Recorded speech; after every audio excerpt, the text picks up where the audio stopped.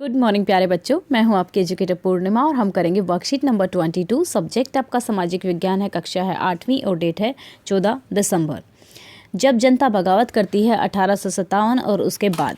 अभी तक हमने क्या पढ़ा था? हमने ये देखा था कि जो अंग्रेज थे वो जो वहाँ के लोकल राजा या फिर जो नवाब थे उनसे उनकी ताकतें छीन रहे थे।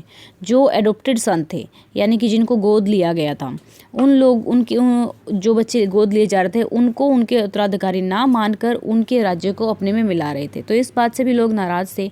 ऊपर से अवध को भी अपने में मिला लिया था, कब्जा कर लिया था। इस बात से भी सिपाही जो थे वो गुस्से में थे। साथ में जो उनके एरिया में हो रहे किसानों पर जो अत्याचार थे, वो जो भी सोल्जर्स वगैरह थे, जो भी सिपाही थे, वो थे तो एक्चुअल में क्या, वो भी किसी न किसी किसान घर से ही आते थे। तो उनके भीतर बहुत सारी गुस्सा था अंग्रेजों के प्रति। लेकिन ये गुस्सा फूटा कब? मेन रिवोल्ट यानी जन विद्रोह कब हुआ? जब विद्रोह कब हुआ? ये हुआ तब जब ये खबर फैल गई कि जो नई एनफील्ड राइफल हैं उन पर गाय और सूअर की चर्बी लगी हुई है। तो इस चीज़ से पूरी जो भी जजमेंट थी उसमें उत्तेजना का माहौल बन गया। अब विद्रोह की शुरुआत की थी सिपाही मंगल पांडे ने 29 मार्च 1857 को। उनको बैरकपुर पश्चिम बंगाल में फांसी दे दी गई।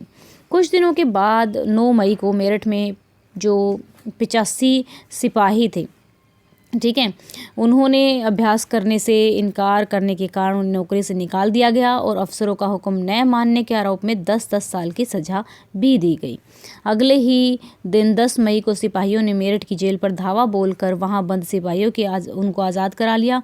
उन्होंने अंग्रेजों पर हमला किया और बंदूक और हथियार कब्जे में ले लिए और अंग्रेजों की इमारतों और संपत्तियों को भी आग के हवाले कर दिया। 10 मई की रात वो लोग दिल्ली पहुँचे और दिल्ली पहुँचकर उन्होंने, तब तक जो बगावत की खबर थी सब जगह फैल चुकी थी। अब जो बहादुर शाह जफर को उन्होंने मनाया कि आप हमारे नेता बन जाइए, और इस बात से उनको बहुत फ़ायदा मिला क्योंकि ये जब खबर पूरे देश में फैली, यानी कि जो लोकल राजा थे उनके पास फैली, छोटे शासक और रजवाड़े थे, उनको लगा कि अगर बहादुर शाह जफर दोबारा से एम्परर बनते हैं, बादशाह बनते हैं, तो उनको भी बेनिफिट हो जाएगा, उनको उनके प्रदेश, उनको इनके इलाके वापस मिल जाएंगे।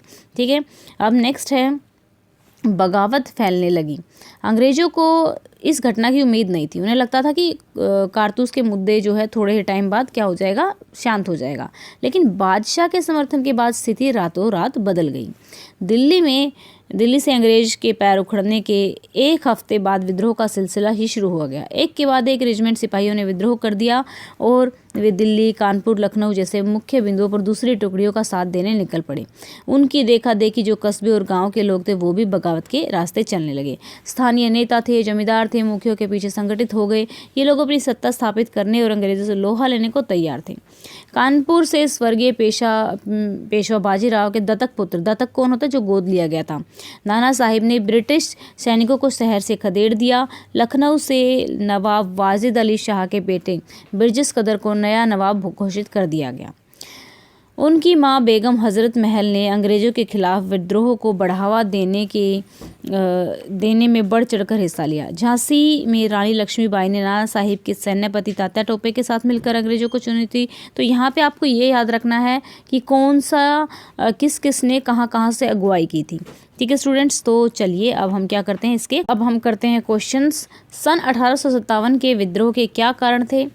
विद्रोह के प्रमुख स्थलों और उनसे संबंधित नेताओं के नाम लिखिए। नई राइफल्स पर गाय और सूअर की चर्बी का लेप चढ़ाया गया था। इससे हर रेजिमेंट में उत्तेजना का माहौल बन गया था। ठीक है, यह मुख्य कारण था किसका? जो विद्रोह था उसका। नाना साहेब कानपुर से थे, रानी लक्ष्मीबाई झांसी, रानी अवंतीबाई लोधी रामगढ़ से, बखत खान बरेली से, कुंवर सिंह बिहार से। तो आप इस तरीके से जिन ने जहाँ से भी लीडरशिप की थी, अगुवाई की थी, तो उनके नाम आपको याद रखने हैं। मुगल सम्राट विद्रोह का समर्थन करने के लिए क्यों तैयार हो गए? सोचकर लिखिए। उन्होंने सोचा होगा कि वे फिर से सम्राट बन सकते हैं, इसीलिए वो विद्रोहियों का समर्थन करने के लिए तैयार हो गई। बहादुर शाह जफर के समर्थन से सैनिक विद्रोह किस प्रकार बल मिला?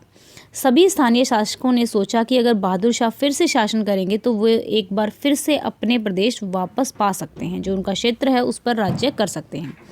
क्वेश्चन नंबर 4, कल्पना करनी है आपको। यहाँ पे कल्पना कीजिए।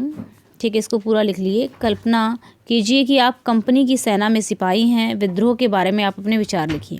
अगर मैं कंपनी की सेना में सिपाही होता तो मैं भी वही करता जो मंगल पांडे ने किया। मैं भी ज़्यादा से ज़्यादा लोगों को एक साथ विद्रोह करने के लिए उत्साहित करता, क्योंकि जो फॉरेन रूलर्स हैं वो हमारी कंट्री पर आकर राज कर रहे हैं, तो उस चीज़ का विद्रोह होना ही चाहिए। तो स्टूडेंट्स, आज की वीडियो के लाइक का टारगेट हम कर देते हैं 1000 लाइक्स का। Thank you so much for your love and support. अगर आपने जूम एजुकेशन 6, 7, 8 को नहीं सब्सक्राइब किया है तो सब्सक्राइब कर लीजिए। Thank you. Have a nice day. May God bless you.